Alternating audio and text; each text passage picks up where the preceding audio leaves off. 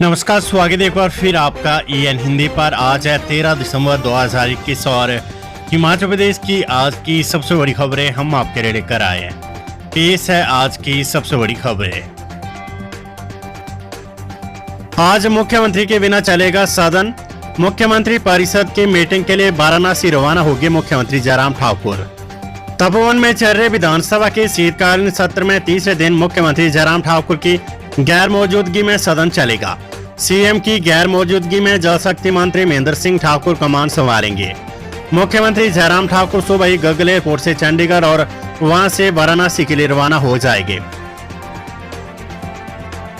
हिमाचल में दिन में मौसम सुहावना। ऊना हमीरपुर की रातें शिमला से भी ज्यादा ठंडी।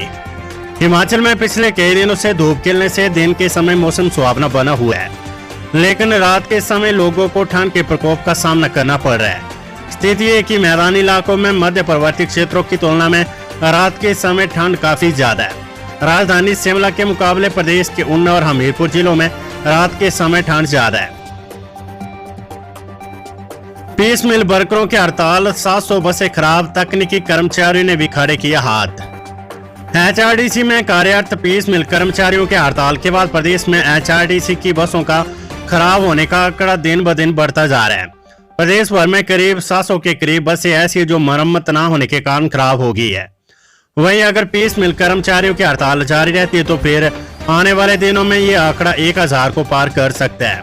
पीस मिल कर्मचारियों के हड़ताल पर जाने से जहां प्रदेश के विभिन्न रूटों पर यात्रियों को परेशानियों का सामना करना पड़ रहा है, वहीं निगम की हर एक वर्कशॉप में तकनीकी कर्मचारियों का काम बढ़ गया है। तकनीकी कर्मचारियों ने निगम प्रबंधन को ओवरटाइम करने के लिए भी साफ मना कर दिया है। सरकार के फरमान से विपरीत ट्रक ऑपरेटर्स जल्द स्थायी हल न निकाला तो करेंगे आंदोलन। मालवाहक वाहनों के बकाया गुड्स सर्विस टैक्स की एकमुश्त अदायगी के प्रदेश सरकार द्वारा जारी किए गए फरमान से ट्रक ऑपरेटर बुरी तरह से भड़क गए हैं। ट्रक ऑपरेटर्स का आरोप है कि पहले गुड्स टैक्स राज्य की सीमाओं पर स्थापित पड़ताल नाकों पर ही करता था। ना तो ट्रक ऑपरेटर के पास अब भी रसीद है और ना ही संबंधित विभाग के पास कोई पुख्ता रिकॉर्ड है। ऐसे में 90% माल वाहकों के भारी भरकम निकाल दिए गए गुड्स टैक्स का ना कहीं मिलान हो पा रहा है और ना ही ट्रक ऑपरेटर इनकी क्लियरेंस करवा पा रहे हैं। चंडीगढ़ पहुंचा ओमिक्रॉन वेरिएंट। हिमाचल प्रदेश में अलर्ट। स्वास्थ्य विभाग की सलाह, जल्द लगवाए वैक्सीन। कोरोना के सबसे ज्यादा तेजी से फैलने वाले ओमिक्रॉन वेरिएंट के चंडीगढ़ पहुंचने के बाद हिमाचल में अलर्ट जारी कर दी है। प्रदेश में विदेशों से आने वाले सभी लोगों को सर्विलांस पर रखा गया है। एयरपोर्ट अथॉरिटी ऑफ इंडिया से प्राप्त सूची के अनुसार हिमाचल प्रदेश में विदेशों से आने वाले लोगों की टेस्टिंग की जा रही है। हालांकि स्वास्थ्य विभाग की ओर से 300 लोगों के सैंपल दिल्ली भेजे गए हैं। विदेशों से आने वाले लोगों को 14 दिन के लिए क्वारंटीन रखने के आदेश है। रविवार को एक 20 वर्षीय युवक हिमाचल के साथ लगते केंद्र शासित प्रदेश चंडीगढ़ में ओमिक्रॉन वेरिएंट से संक्रमित पाया गया है। संक्रमित युवक 22 नवंबर को इटली से आया था। मुख्यमंत्री का आश्वासन, 3 साल के लिए बनेगा OBC का प्रमाण पत्र। राज्य सरकार OBC प्रमाण पत्र 3 वर्ष के लिए जारी रखने के मामले पर विचार करेगी। मुख्यमंत्री जयराम ठाकुर ने धर्मशाला में हिमाचल प्रदेश पिछड़ा वर्ग कल्याण बोर्ड की 12वीं बैठक की अध्यक्षता की। इस बैठक में भी समुदाय के लोगों ने 27% आरक्षण देने का मामला प्रमुखता से उठाया। इस मामले पर कई लोगों ने अपने विचार साझा किए। इस पर मुख्यमंत्री ने विचार करने का आश्वासन दिया। बैठक को संबोधित करते हुए मुख्यमंत्री जयराम ठाकुर ने कहा कि राज्य सरकार ने अन्य पिछड़ा वर्ग OBC के अधिक से अधिक लोगों को लाभान्वित करने के लिए वर्ष 2018 में आय सीमा को 6 लाख रुपए प्रति वर्ष से बढ़ाकर 8 लाख रुपए प्रति वर्ष की है। उन्होंने कहा कि राज्य में सरकारी नौकरियों में अन्य पिछड़े वर्ग के युवाओं को पर्याप्त अवसर प्रदान करने के लिए प्रदेश सरकार द्वारा सीधी भर्ती के माध्यम से प्रथम और द्वितीय श्रेणी के पदों के लिए 12% और तृतीय व चतुर्थ श्रेणी के पदों के लिए 18% आरक्षण प्रदान किया जा रहा है। मुख्यमंत्री के विभाग को निर्देश, गद्दी समुदाय के कल्याण पर काम करेगी सरकार। मुख्यमंत्री जयराम ठाकुर ने कांगड़ा जिले के PG कॉलेज धर्मशाला के ऑडिटोरियम में हिमाचल प्रदेश गद्दी कल्याण बोर्ड की 18वीं बैठक की अध्यक्षता की। उन्होंने कहा कि प्रदेश के पुलिस विभाग को गद्दी समुदाय की भेड़ों और बकरियों की चोरी रोकने और अपराधियों के विरुद्ध सख्त कार्रवाई के निर्देश दिए गए हैं। उन्होंने कहा कि राज्य पुलिस ने इस विषय पर मानक संचालन प्रक्रिया SOP जारी की है, जिसके अनुसार समुदाय के जान माल की सुरक्षा सुनिश्चित करने के लिए पुलिस प्रशासन की जिम्मेदारी तय की गई है। जयराम ठाकुर ने संबंधित अधिकारियों को बैठक में उठाए गए जनजातीय एवं दुर्गम क्षेत्रों में स्वास्थ्य और शैक्षणिक संस्थान खोलने और स्तरोन्नत करने संबंधी मुद्दों की अलग से निगरानी करने के भी निर्देश दिए। उन्होंने संबंधित विभागों को ये सुनिश्चित करने के निर्देश दिए कि उनके द्वारा जारी किए गए चराई परमिट किसी अन्य व्यक्ति को हस्तांतरित न किए जाए। खाई में गिरी बरातियों की कार, दूल्हे के नाना की मौत, पिता, चाचा और मामा गंभीर घायल। मंडी जिले के कोटली क्षेत्र के लगधार में वापस लौट रही बरातियों की एक कार दुर्घटनाग्रस्त हो गई। इस दौरान दूल्हे के रिश्तेदारी में लगे नाना की मौत हो गई, जबकि दूल्हे के पिता व मामा समेत चाचा गंभीर रूप से घायल है। सभी घायल नेर चौक मेडिकल कॉलेज में उपचाराधीन है। तीसरे दिन भी हंगामे के आसार, पुलिस कर्मियों के रिवाइज पे बैन के सवाल के जरिए कांग्रेस विधायक घेरेंगे सरकार। हिमाचल प्रदेश विधानसभा के शीतकालीन सत्र का तीसरा दिन भी हंगामेदार रहने के आसार है। सोमवार को कांग्रेस के कई विधायकों की ओर से लगे पुलिस कांस्टेबलों के रिवाइज पे बैन के सवाल पर सरकार से जवाब मांगा जाएगा। वहीं सदन के बाहर कर्णामौलिक आधार पर नौकरियों की मांग कर रहे युवा गरजेंगे। दोनों ही विषयों पर लंबे समय से बवाल चल रहा है। मुख्यमंत्री भी सदन में नहीं होगी, ऐसे में इस विषय पर पक्ष विपक्ष के बीच टकराव होना तय है। प्रश्नकाल में पिछले 3 साल के दौरान हुई बसों की खरीद, विधायक प्राथमिकता की लंबित डीपीआर, शिक्षा विभाग में पीईटी के पदों को भरने और आशा कार्यकर्ताओं को कोविड भत्ता देने जैसे सवाल के जरिए भी कांग्रेस सरकार को घेरेगी। स्वास्थ्य सेवाओं की मजबूती को लेकर हुई चर्चा पर स्वास्थ्य मंत्री सोमवार को सदन में जवाब देंगे। ओबीसी कल्याण बोर्ड की 12वीं बैठक, पंचायत स्तर की समस्याएं उठाने पर सीएम की अफसरों को फटकार। अन्य पिछड़ा वर्ग कल्याण बोर्ड की बैठक की अध्यक्षता मुख्यमंत्री जयराम ठाकुर ने की। सामाजिक न्याय एवं सहकारिता मंत्री सरवीन चौधरी विशेष रूप से मौजूद रहे। बैठक के दौरान 31 मामले मुख्यमंत्री के गृह जिला मंडी से ही संबंधित थी। इनमें सड़क, सोलर लाइट लगाने, खुरली के साथ गो शेड बनाने, शमशान घाट में कमरे का निर्माण करने के अलावा ओबीसी वर्ग को 18 से 27% तक आरक्षण देना शामिल रही। छोटी छोटी मांगे हिमाचल प्रदेश अन्य पिछड़ा वर्ग कल्याण बोर्ड की 12वीं बैठक में उठाने पर मुख्यमंत्रियों ने अधिकारियों को फटकार लगाई। उन्होंने सख्त लिहाजे में कहा कि पंचायत स्तर पर सुलझाई जाने वाली समस्याओं को बैठक में उठाना सही नहीं है। उन्होंने निर्देश दिए कि आगे होने वाली समुदायों की बैठकों में उन्हीं मुद्दों को शामिल किया जाए जो कि समुदाय विशेष से संबंधित है। केंद्र के हाथ में एसटी वर्ग को 7.5% आरक्षण। मुख्यमंत्री जयराम ठाकुर ने रविवार को धर्मशाला कॉलेज के सभागार में गुर्जर कल्याण बोर्ड की 21वीं बैठक की अध्यक्षता की। उन्होंने कहा कि सरकार गुर्जर समुदाय के कल्याण और विकास के लिए प्रतिबद्ध है। इसके लिए कई योजनाएं चलाई जा रही है। बैठक में जनजातीय विकास मंत्री रामलाल मारकंडा ने कहा कि केंद्र सरकार की ओर से अधिसूचना जारी होने के बाद ही जनजातीय आरक्षण को बढ़ाया जा सकता है। इसके लिए केंद्र सरकार ही निर्णय ले सकती है। बैठक में घुमारवी के बिशन दास ने मुख्यमंत्री से जनजातीय लोगों को तीसरी और चतुर्थ श्रेणी के लिए भी 5 के बजाय 7.5% आरक्षण देने की मांग की।